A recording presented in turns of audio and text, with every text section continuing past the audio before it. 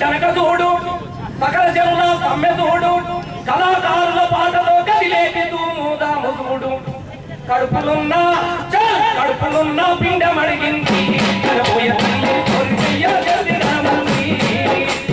కడుపులున్నా పిండం అడిగింది కడుపుయ తల్లి కోరి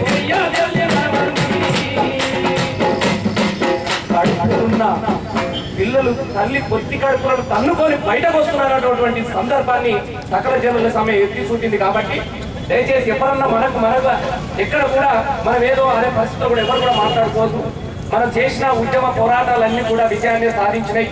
నిజంగా విజయం సాధించకుంటే 53 సంవత్సరాల తెలంగాణ ఉద్యమ చరిత్రలో చిదంబరం ప్రకటన వచ్చేదే కాదు అన్న దాని సందర్భానికే మన పోరాటము విజయం సాధించడం మనం చెప్పుకోవాలి.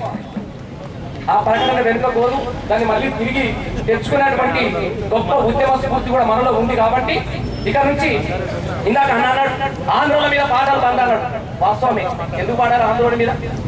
ముందుగా కాలోజీ చెప్పినట్టు ప్రాంతం వాడు ద్రోహం చేస్తే ప్రాంతంలోనే పాత్ర పెడతాం, దేశంలో ద్రోహం చేస్తే ప్రాంతం అవతలి తన్ని తరువులామన్నటువంటి కాలోజీ మాట ప్రకారం ఇలా యుద్ధం నడిస్తే తెలంగాణ విజయం సాధిస్తున్నటువంటి సందర్భాన్ని గుర్తు చేస్తూ అరే కొట్టారా కొట్టు మీరు కూడా ఎంతమంది గట్టిగా రొట్టె కొట్టిన చేతులు అంటే ఇప్పుడు పొలంతో చేతులు కాబట్టి ఆలోచిస్తున్నా గట్టిగా ఎన్నడూ పిడికిలుగా చేసి కూడా కొట్టిన చేతులు ఎంతమంది పిడికలు చేసిన చేతులు కొన్ని రొట్టెనే చేసిన చేస్తాం కానీ ఓకే ఓకే. మరి ఇప్పుడు మా అన్నలు కూడా కొట్టుడు అంటే మొదటి నుంచి కొట్టుడు ఫుల్ అలవాటు ఉంది తెలంగాణ. కాబట్టి మీ గురించి మాట్లాడా అరే కొట్టారా కొట్టు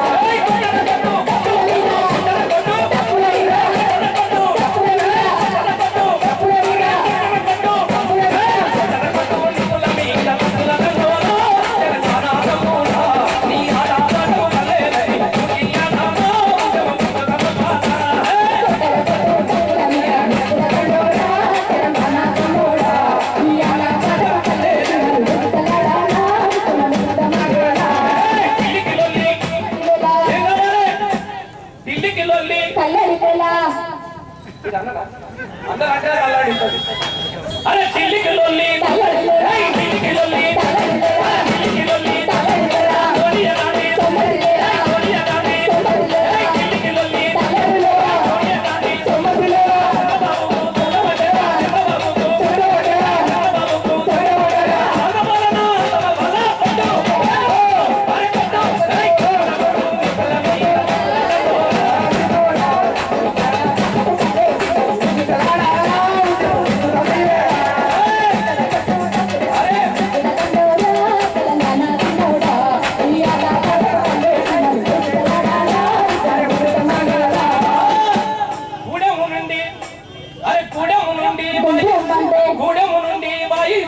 గుంటూరు బెదిరిపోవాలా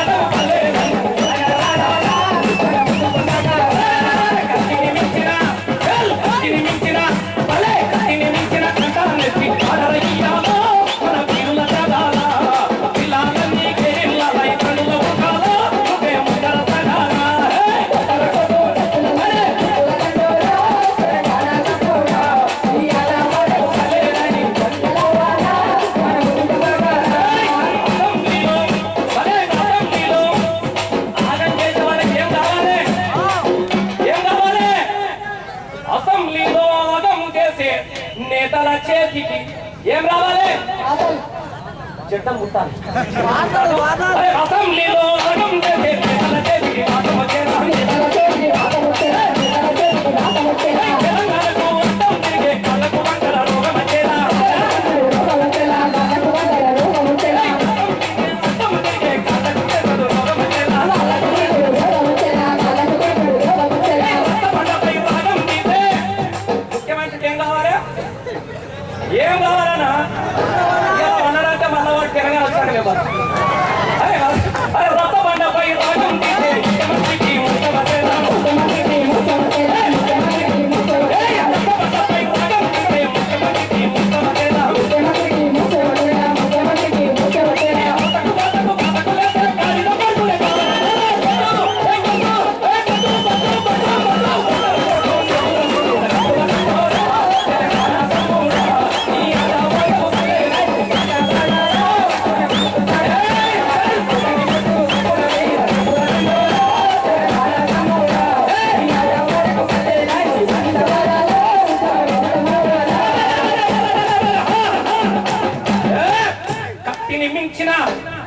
కత్తిని మించిన ఖండాన్ని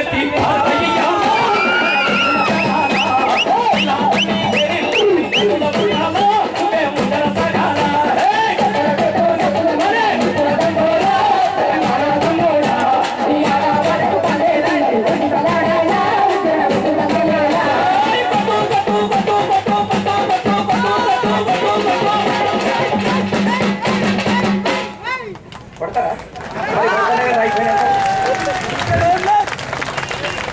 కొట్టాలి. ఆ పుట్టుడు ముచ్చట నేను చెప్తే మంచిగా ఉండదు, కానీ చిన్నప్పుడు పిల్లగాళ్ళకి చదువు చెప్పేట